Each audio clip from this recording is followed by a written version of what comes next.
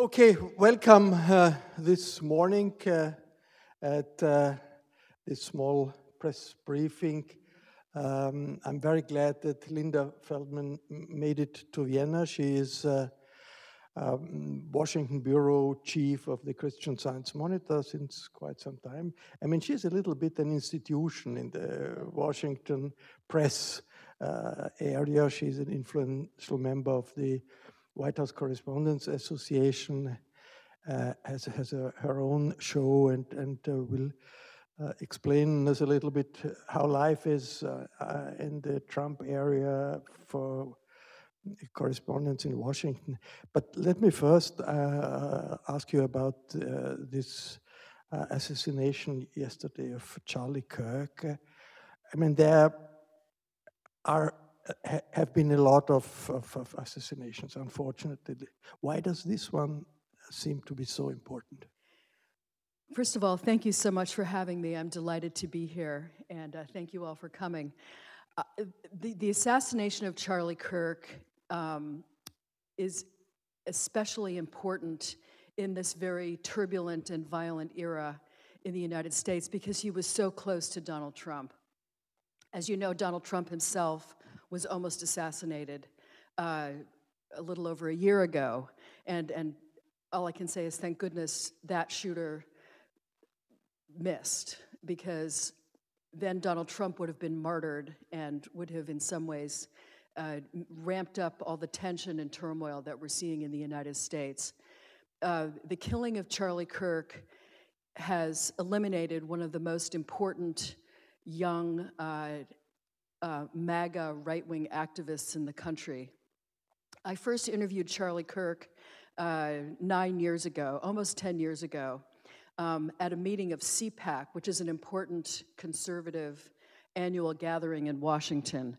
So this was before Donald Trump had been elected, and Charlie Kirk was at the time only 22 years old and had started his organization, Turning Point USA, 4 years earlier. He didn't go to university. He dropped out and immediately went into political activism at the age of 18. And so even though Charlie Kirk's death at age 31, he was still a very young man. But he started, when he became active in politics, he was extraordinarily young and a very gifted communicator, very open to talking to people, answering questions, open to the media. I mean, I was listening last night to a recording of that interview from 2016, and was struck by how self-possessed he was. He was almost like another son to Donald Trump. And if you've seen the reaction of President Trump and his address to the nation last night, you can see about the death of Charlie Kirk. You can see how emotional he is, how upset. I think the impact could be profound. It will make the Trump MAGA movement, I think, even more cohesive and more determined to do what they want to do. Well, Charlie Kirk, well, many of us checked him out this night because in Europe, this was not a household name. Yeah. I mean, he was defending some very extreme ideas, like women belong to the kitchen and should stay at home, and equal rights for black means racism against whites. Mm-hmm. So really extreme positions. Are the USA with this assassination one step closer to a situation of civil war, civil unrest, civil war? I think at our session yesterday, we talked about the danger of making predictions. I don't want to predict civil war, but I do think the fact that Charlie Kirk was killed does take us to a next level of potential violence. I mean, we are still in the early moments of this tragedy. They have not caught the killer. We don't know who killed him and why. Apparently he killed him with just one shot, which suggests somebody who's a professional, shooter, a professional hitman. But so far we've had protests in Washington, but nothing to the point I think that gets us close to civil war. I mean, I live in Washington, D.C. I live 2 miles from the White House.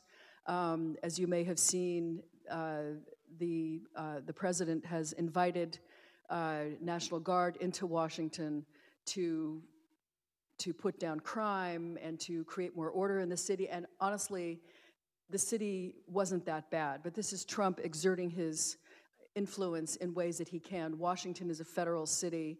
It's not like other cities in the United States. The federal government has more control over the city than other cities.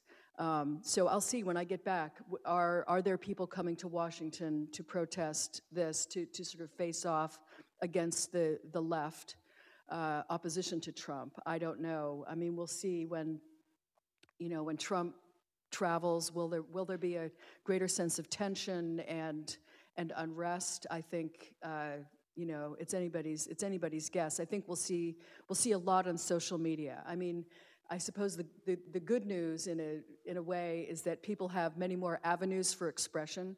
They don't have to go out in person. They can put statements out on social media and get people, get their message out, and they don't have to come in person. Linda, live as a reporter in Washington under Trump, how profound has it changed?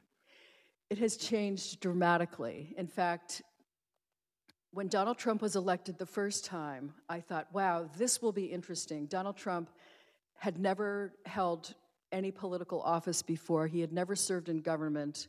He was kind of learning his way around. He had advisors who often pushed back on him. And reined him in and, excuse me, sir, but you can't do that. That's unconstitutional. That's against the law, whatever. I wasn't surprised when he lost in 2020, and I agree that he lost. I don't buy into these arguments that the election was stolen in 2020. When he won again in 2024, again, it was not a surprise. But I did not expect how different this presidency would be, including the way that he treats the press. So my take now is that he spent his first term figuring out how much power he could have in the presidency, sort of finding the cracks in the system and the ways in which government often happens through norms and customs and not through actual laws and through the Constitution. And he's pushing constitutional boundaries all the time, and there's a lot of court cases right now challenging him in various ways. In a word, the second term of Trump is exhausting as a reporter. I'm glued to my phone. Sometimes I wake up in the middle of the night and can't resist. I look at my phone and I see that he's put out a message on his social media feed. Suddenly he's changed. He's done another turn on tariffs. And said, no, never mind. Instead of 15%, it's going to be 100% or whatever. And he'll give a deadline, and then we know that you can't count on his deadlines. He's just constantly keeping everybody off balance, including the press. As Raimund said, I'm active in the White House Correspondents Association. President Trump has, pretty early in his second term, his White House announced that they will determine who in the press corps is allowed to be in the pool. So our system for covering the president, because there are over 1,000 reporters in the White House press corps, and they can't all be with President Trump at all of his public activities. So we have a pool of reporters that travels with him and is with him in Washington for all his public events. So I was the one who was organizing the pools. We had a rotation of different outlets every day. Now the White House does that. So we in the press corps had to decide, all right, are we going to play along with this? Are we going to walk out? How is this going to work? And we made a strategic decision to actually work with this White House to kind of play nice a little bit, because in the end, we don't have a lot of leverage. If we had just all walked out and said, okay, our way or the highway, then he would have said, great, I'm happy to fill the briefing room with MAGA.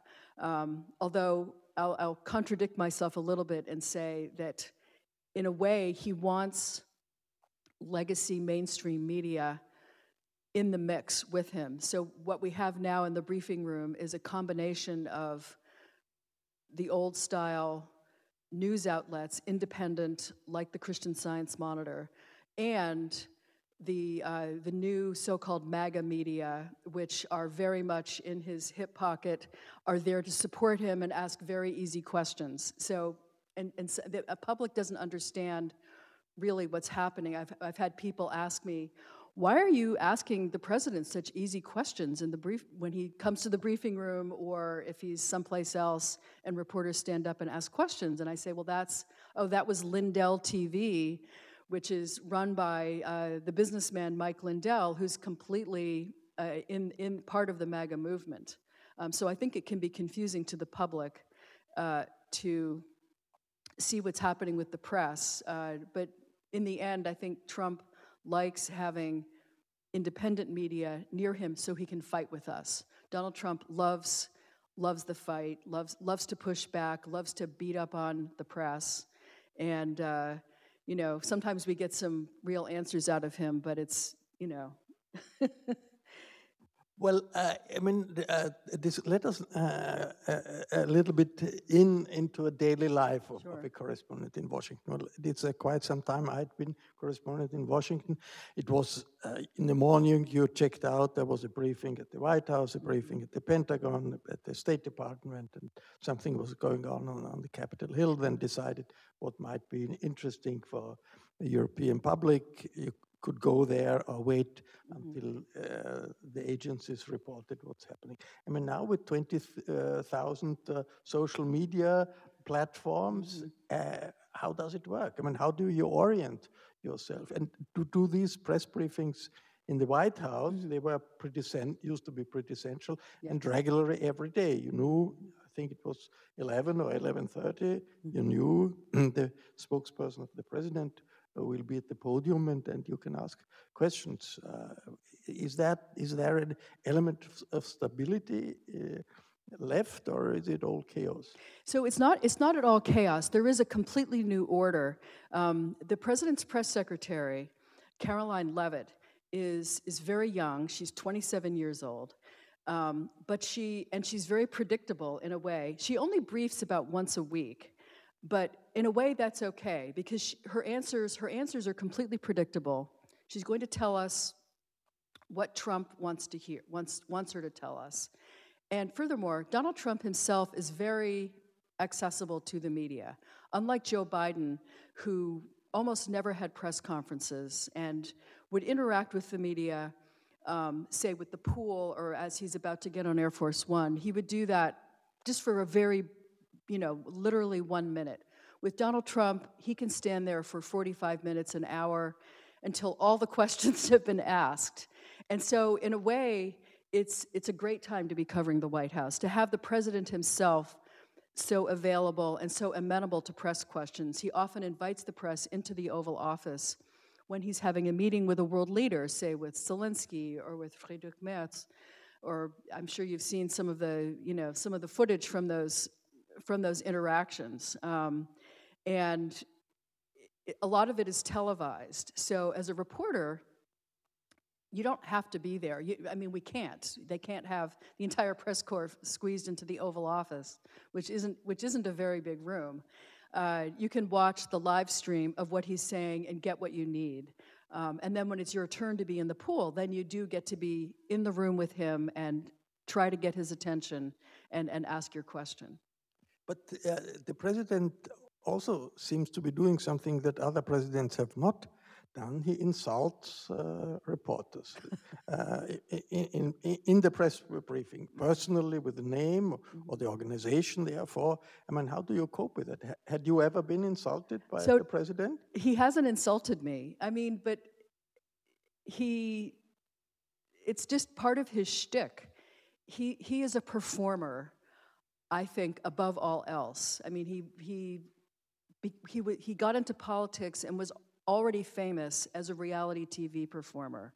So even though his money, as such as it is, came from his real estate ventures, he's really famous because of his TV show, The Apprentice.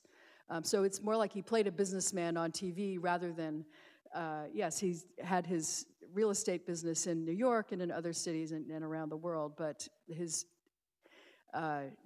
really, all about being a TV presence. He's obsessed with how people look. He'll meet some young guy who he thinks is good looking, and if they ask him a question, hey, you're a good looking guy, you can see he's sort of casting for his next TV show. He insults so many people. It's part of his act. So, for example, Maggie Haberman at the New York Times has Donald Trump's cell phone. That's another thing, is a lot of reporters have his cell phone number and can call him up. Members of Congress have his number. There was a moment in the Oval Office when he was, he interrupted to take a call from somebody, so I think a member of Congress. So if you're insulted by Donald Trump, as Maggie Haberman has been, he'll call her Maggot Haberman on his social media platform. You can't let it get to you. You just have to let it roll over you. It's part of who he is. Well, it seems to be a different world from, yes, because it used to be very polite. I mean, the political life in Washington D.C. seemed to me much politer than in Berlin, Paris, or Rome even. Yeah, much. But your leaders weren't insulting. Were they insulting reporters? No, not really. Yeah. Okay, well, thanks a lot. Anything that we missed that you thought would be interesting for colleagues in watching this in Austria? Yeah, I don't know. I'm happy to take any questions. Okay, any questions, points where you? Yeah. Yes, please. Yeah. Oops, sorry. How do you see this threat, Trump's threat to revoke ABC, NBC's licenses? So I think this is part of his toolkit for using his power, which is to threaten people with some kind of sanctions, whether it's threatening the universities or the major law firms and the media, as you point out, threatening their licenses. You have to take that seriously. Sometimes he's bluffing, and sometimes he is going to pursue that angle. So Donald Trump is all about understanding the leverage that he has, the power that he has as president and as one with a theory of the executive branch that makes the president especially powerful. I think if he really does try to pull the licenses of major broadcast outlets, you will see a massive court case, which could go all the way to the Supreme Court. But in the meantime, I mean, the court system can take a while to work, and so in the meantime, everything is kind of in turmoil. Some of the major broadcast outlets have made gigantic payouts to Trump. He has claimed that he was defamed and treated unfairly, and has asked for, I think he sued one of the networks for several $1 billion, which is absurd. Pardon? Well, there's CBS and ABC have both, he's gone after both of those outlets and has gotten large sums of money. So he'll sue for several $1 billion, billion with a B, and then settle for several $100 million, which, as a member of the press corps, is completely infuriating that they're willing to settle and give him a lot of money. So in the case of CBS, which was just taken over by Paramount, I believe, I hope I've got this right, that the owner just wanted it off her plate. She didn't want to have to go through all the legal back and forth, and so she just gave him a bunch of money, which is maddening because it rewards him for bad behavior, I think. Any other points? Yes, Here you go. Yes, hello, my name is Stefan Bospanik from the Austrian Press Agency. I would have two questions. One question is, from the outside, we see the United States now in a fight for democracy, and do you also feel, as member of the press corps in the White House, that you are defending the American democracy against those evil forces? And the second question would be, what is the significance of this Epstein affair? Do you think that this could really lead to a change of power if there would be more evidence pointing to that Donald Trump made some had some role in all this? Do you think then that the MAGA movement could then turn against him, and there could be a change in power? So to answer your second question first, I honestly don't think that this will be the undoing of Donald Trump. I think whenever he's presented with evidence of wrongdoing, such as the lewd drawing that he made for the Epstein birthday book, he says it's fake, and he will stick to that story until the day he dies. He is never going to admit that he ever did anything wrong, and his supporters will stick with him. If there's evidence that he actually was engaging in sexual activity with an underage girl, again, he will deny. I mean, and now with AI, that's AI, artificial intelligence, has become his kind of go-to explanation for something that he either can't explain or doesn't want to explain. So the other day there was a reporter for Fox News, which is a more Trump-friendly outlet, and a reporter who Trump actually likes, asked a legitimate question. There was a video made of a plastic bag falling out of the second floor of the White House, and Peter Doocy from Fox showed Trump the video of this bag falling out of a window. And Trump said, oh, AI, fake news, the windows of the White House don't open for security reasons. Well, the windows of the White House do open. It was a legit video. His White House even somebody acknowledged in the White House that it was a real video and that they were doing renovations and throwing out trash out the window. But that was an instructive moment because it showed us that when he can't explain something, he says fake news, the press is out to get me, and it was AI. So now AI will be the all-purpose explanation for everything. And honestly, the Epstein thing, I can't see anything coming out that would cause his hardcore base to abandon him. And then on your first question about the press corps feeling a sense of urgency about defending American democracy, I think that's, yes. The First Amendment, which defends the freedom of the press, it's the First Amendment for a reason, because the freedom of the press is essential to any functioning democracy. In fact, the press is the only occupation mentioned in the First Amendment to the Constitution. Does that mean we overtly oppose Donald Trump? Absolutely not. Our job is to cover him. I work for a newspaper that prides itself on being fair and presenting both or all sides of an issue. There are times when Donald Trump is right, when he's, maybe even deserves to be defended. A lot of reporters, I think any good reporter is a political independent, does not belong to a party, obviously doesn't participate in protests. If we go to a protest, we'll just go as an observer. And I know some reporters don't even vote because they don't like the idea of even having to come to that decision on who to vote for. So what we're looking ahead toward now is the midterm elections. So in November of next year, we'll have elections for every single member of the House of Representatives and 1/3 of the Senate. The control in both houses is extremely close. If the Democrats can take over one or both houses, that will have a huge impact toward reining in Trump, but it won't be total. I have a hard time seeing him taking the Senate, which would mean, and the Senate is the chamber that approves judges. And so I think Donald Trump will continue to add to his dominance of the American judiciary, particularly if one of the liberal members of the Supreme Court were to die or resign for some reason.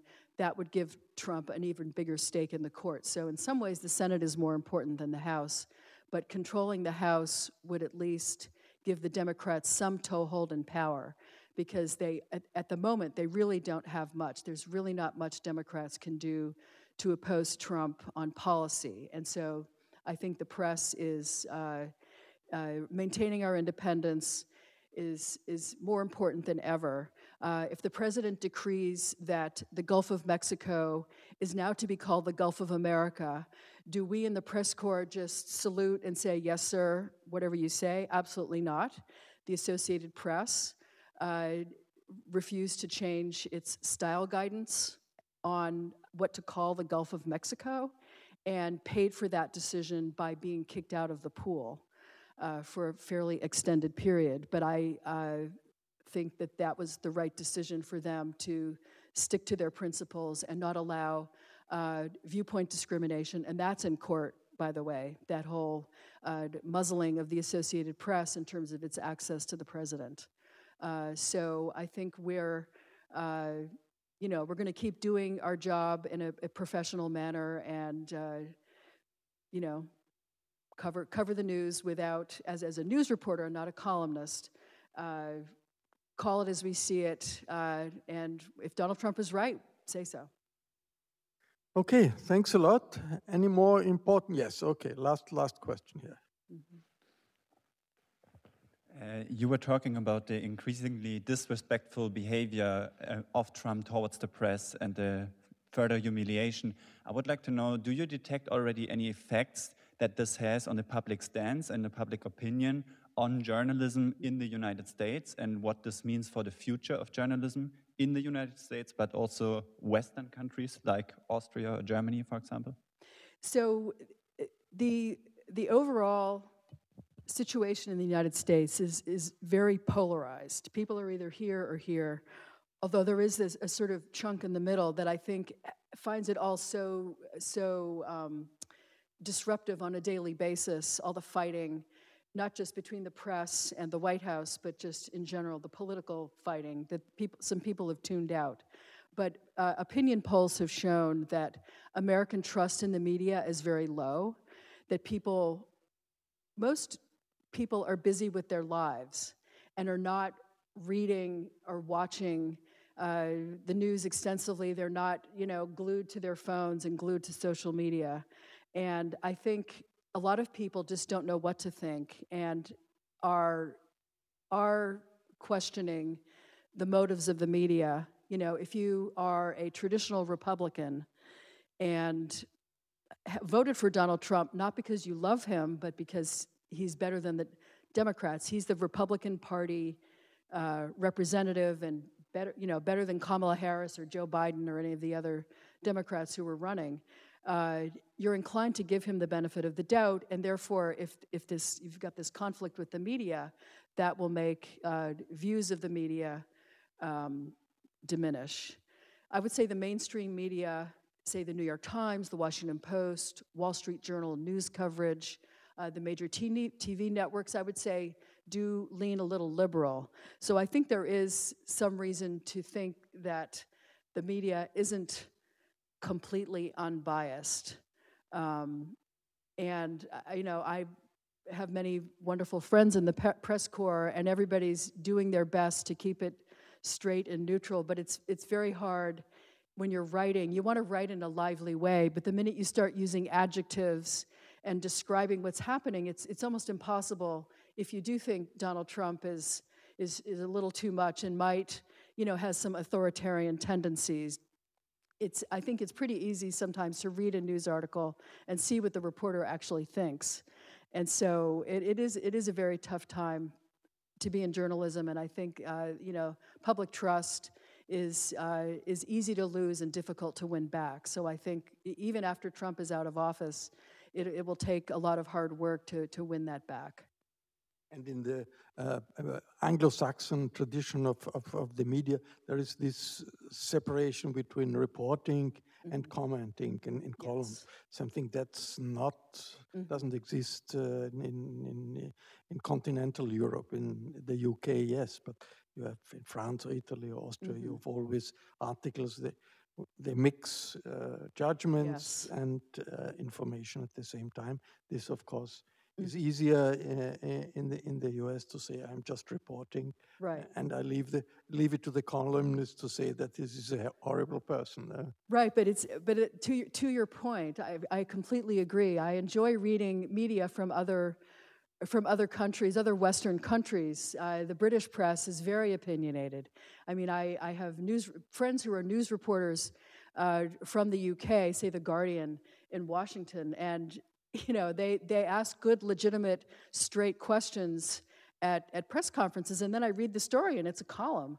But this sort of, excuse me, the middle ground is a news analysis, where you're not just saying what happened, but you're sort of getting into the context and the why and the background. And then there, it's very hard not to have maybe even a slight bias. So I mean, we try hard, but I think for those of us, I've been a White House reporter since 2002, so I've covered several presidents pretty up close. And this and the second term of Trump is even so different from the first that I had no idea. I know reporters who decided to retire when Trump was reelected instead of having to go through another round of Donald Trump. I think they could see what was coming and decided, I'm done, I can't do this anymore. Well, we are glad you didn't take that decision, and many other colleagues didn't take that decision, because this is a lifeline for news and democracy in the world, to get an access to what's happening in Washington. So thank you very much. Well, thank you Linda, for having me. Yes. Thanks for your interest, and let's go on to work. Okay. Thank you. All right, thank you Take very care. much.